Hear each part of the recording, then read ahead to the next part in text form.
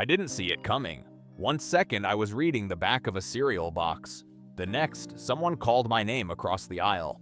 Oh my God, hey, it's been so long. She was walking toward me with open arms and the biggest smile I'd ever seen.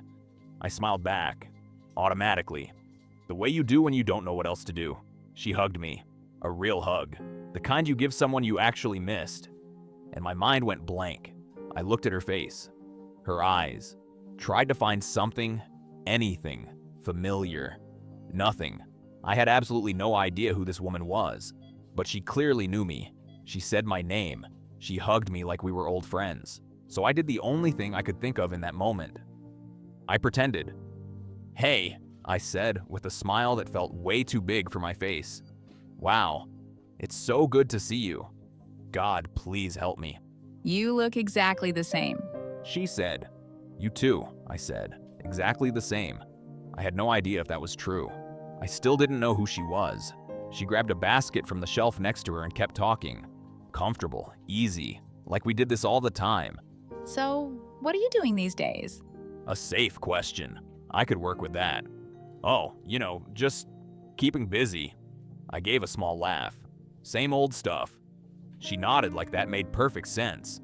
I started to relax, just a little. Maybe I could do this.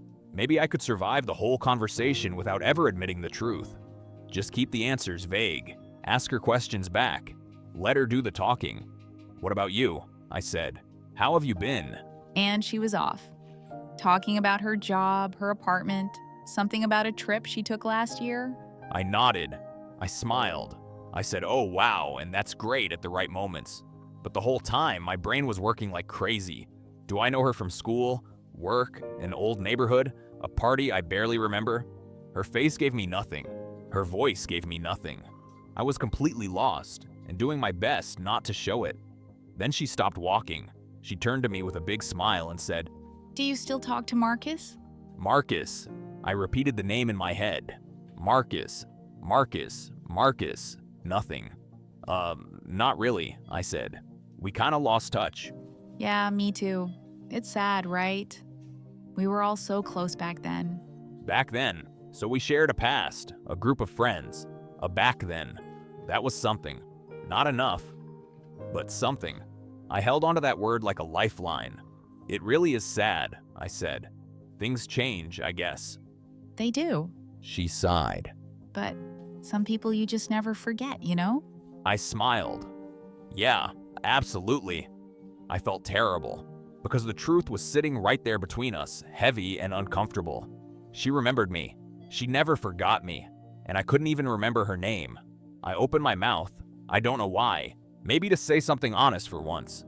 But then she said, Oh, I almost forgot. Do you remember that night at the lake house? and just like that, the door to honesty closed again. The lake house. I said slowly, buying every second I could. Yes! Oh my God, that night was insane. She was laughing now, fully, like the memory was right there, vivid and alive for her. For me, there was nothing. Just a lake house I had no memory of and a laugh I had to fake.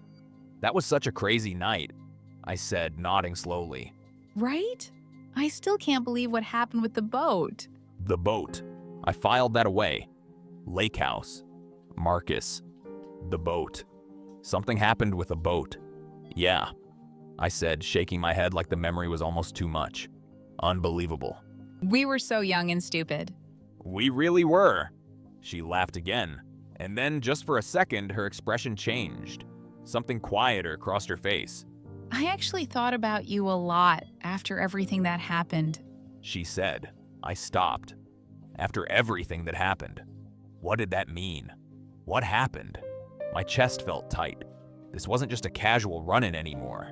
There was something real here, something I was missing completely. Yeah, I said carefully. That was a lot. It was. But I'm glad you're okay. You seem good. I am, I said. I really am. And for a moment, we just stood there. Quiet. Comfortable somehow, even though I was dying inside. Then she tilted her head slightly and said, You have no idea who I am, do you? The cereal box slipped from my hand. It hit the floor, and I had absolutely nothing left to say.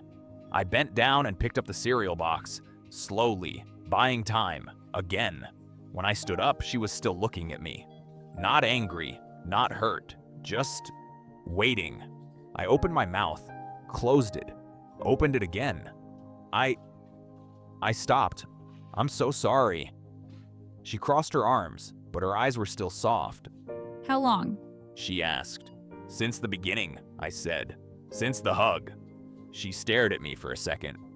Then she let out a long breath. Wow. I know. I shook my head. I know. I'm really sorry. You called my name and you seemed so happy to see me and I didn't want to ruin it. So you faked the whole thing? Yes, I paused. The lake house, Marcus, the boat. I have no idea what any of that was. She was quiet for a moment. And then, I couldn't believe it, she laughed. Not a small laugh, a real one, loud enough that someone at the end of the aisle turned to look. Oh, God. She said, covering her mouth. I can't believe you went along with all of that.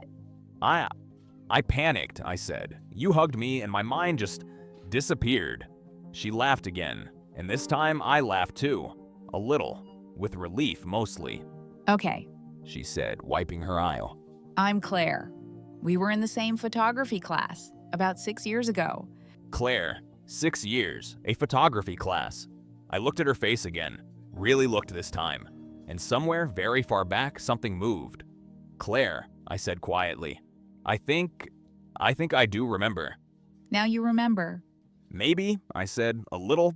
You're unbelievable. We stood there for another minute, just talking. Really talking this time. No pretending, no vague answers, no fake laughs. She told me about the photography class, the teacher who always wore the same green jacket, the project we did about city lights, and slowly, piece by piece, it came back. Not everything, but enough. I remember the green jacket, I said. See, it's still in there. I smiled. A real one this time. Before she left, she took out her phone. I'm going to give you my number. She said, And you're actually going to save it this time. With my name. Claire, I said immediately. Good. Don't forget it. She walked away down the aisle, shaking her head, still laughing quietly to herself. I stood there holding my cereal box. I looked down at my phone. Her name was right there, Claire. I thought about all the things I'd said. The lake house, Marcus, the boat, all that pretending. And I thought, maybe the most honest moment of the whole conversation was the last one, when I finally stopped pretending and remembered.